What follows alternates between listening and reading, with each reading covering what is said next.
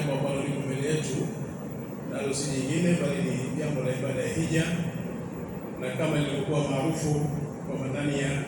kipindi hiki cha hija, kama tangazo ambalo Allah Tabaraka wa Taala lilitoa ndani ya kitabu chake kitukufu cha Qur'ani, kizungumzia kupitia nabii yake Allah Ibrahim alayhi salam, kwamba waadhin fi nnas, kwamba watangazie watu kuhusiana na ibada hii adhimu ya hija ila akhir aya. Na kwamba baada ya hapo, baada ya tangazo kutoka na kuhusiana na ibada ya tukufu ya hija,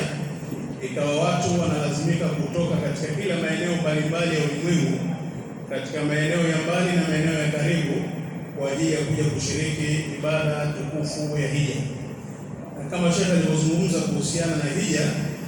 kutokana na fadhila zake hija na umuhimu wake hija, kwamba wanakusanyika watu kutoka maeneo tofauti tofauti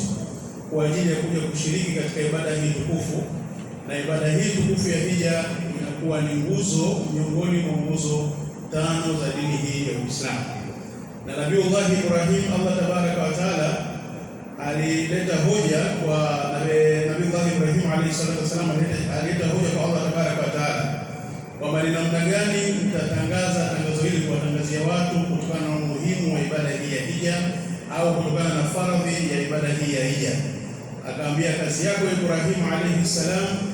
ni kuita watu waje katika ibada hii ya hija, lakini sisi ni kazi yetu kukusaidia. Kazi yako ni kufikisha kwa watu, na sisi ni kazi yetu kuwafanya watu waje kushiriki katika ibada ya hija. Kwa hiyo Sheikh baada kaendelea kuzungumza katika maneno yake kuhusiana na msingi aliojenga Nabii Allah Ibrahim unaofungamana na ibada hii ya hija na umuhimu wake ibada hii ya hija.